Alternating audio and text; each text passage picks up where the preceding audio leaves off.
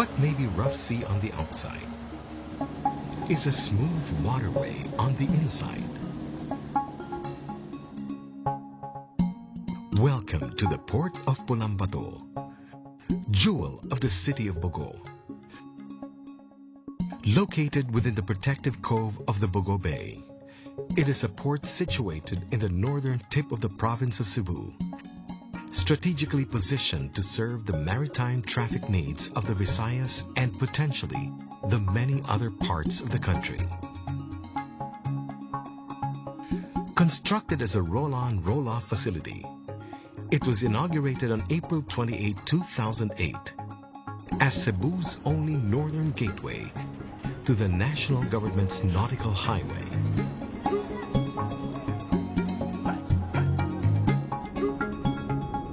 For a time, it served mainly as a landing place for a local fishing company. Not many thought it was a viable port of call. In fact, a ship owner once said that a Polambato route to anywhere is a certain financial disaster. Yet, 10 days after its inauguration, on May 8, 2008, Super Shuttle Ferry bravely sailed into port and later in the day left for Palompon, Leyte with only 6 passengers on board. But in September 11 of the same year, the same company fielded another ship for the first Polambato Kawayan-Masbate run. Since then, for Super Shuttle Ferry, there was no turning back.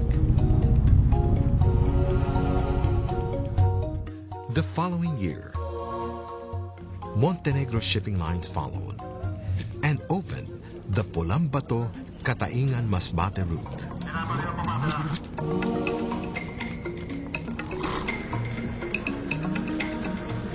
These days, the San Antonio livestock market in the city of Bogo, one of the biggest livestock markets in the province of Cebu, is seeing more cattle from Masbate getting traded.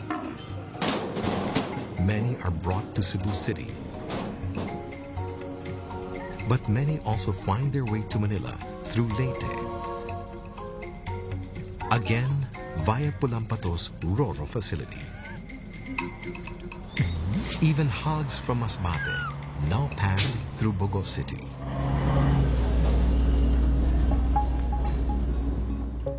Today, it is not unusual to see lines of cargo trucks and vans at the port, waiting for ships that would take them to the country's different highways of commerce.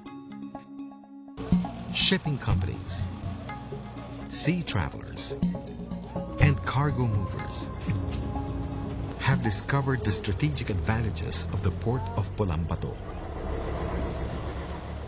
But what exactly are the strategic advantages we are talking about? First is the fact of safety.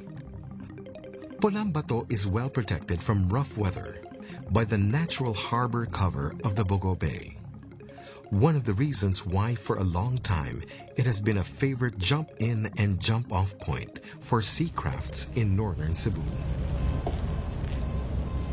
Second is proximity to several of the country's major island provinces.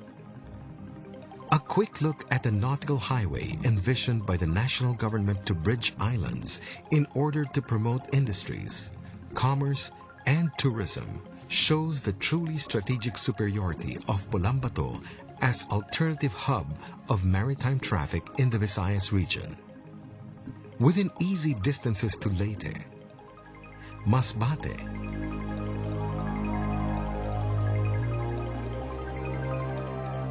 and even Panay and Bohol, it allows the transport sector more speed in moving people and goods, allowing for more savings in precious time and more savings in precious fuel. Consider this. From a point perpendicular to Polambato, it will take a vessel from Manila, speeding at 18 knots, 4 more hours to reach the congested ports of Cebu City. On the other hand, a cargo truck from Polambato bound for the cities of Cebu or Mandaue will be there in just 2 hours. Indeed, during the Ramos administration, when the nautical highway was first conceptualized and studied, they arrived at the astonishing fact that moving cargoes from the Calabar Industrial Zone in Luzon down to the ports of Batangas through a roll-on, roll-off operation using a nautical highway cuts down travel time to Cebu City by 5 to 8 hours using the Masbate Polambato gateways.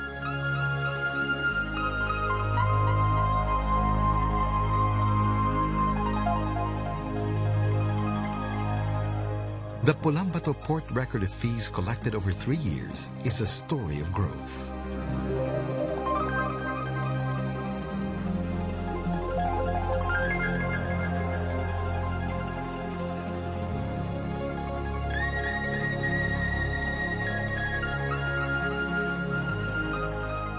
The growth record is definitely impressive, and the growth potential is interesting to say the least. The reason goes back to Bogo's strategic location and natural harbor advantage. Because of geography, Bogo could not avoid being the natural commercial and education center of northern Cebu.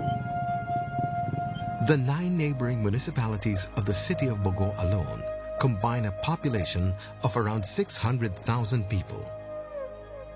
Reason why almost 200 buses make more than 300 stopovers in Bogo every day. Of course, the city's natural harbor needs a helping hand. An executive of a large shipping company, after having surveyed the potentials of Bogo as port of call, remarked, "If only our smallest ship can be accommodated in Polambato, I will immediately put a route here tomorrow." Thankfully, the Cebu Ports Authority listened to the prayer of the city government headed by Mayor Celestino Martinez Jr.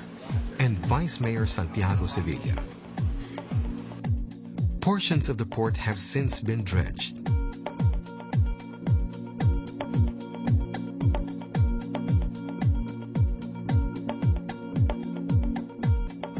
And although it still could not accommodate big ships, the port today allows present users to dock easier and faster.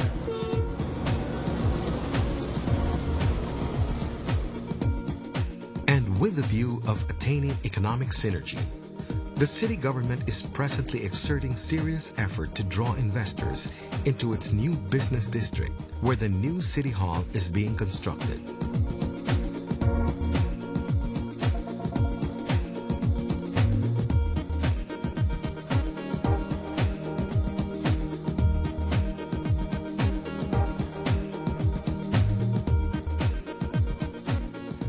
To its 40-hectare special economic zone.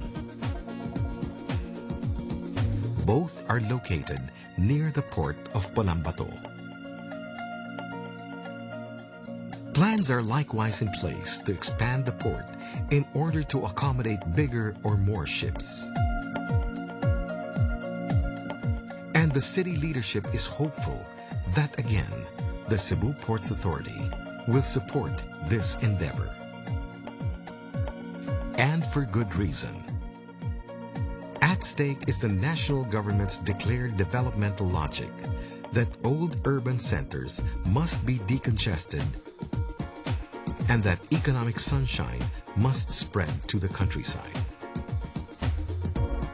By helping realize Polambato's expansion plans, the national government will have achieved both objectives. It will be a legacy of progress to the countryside and making old urban environments more conducive to modern living.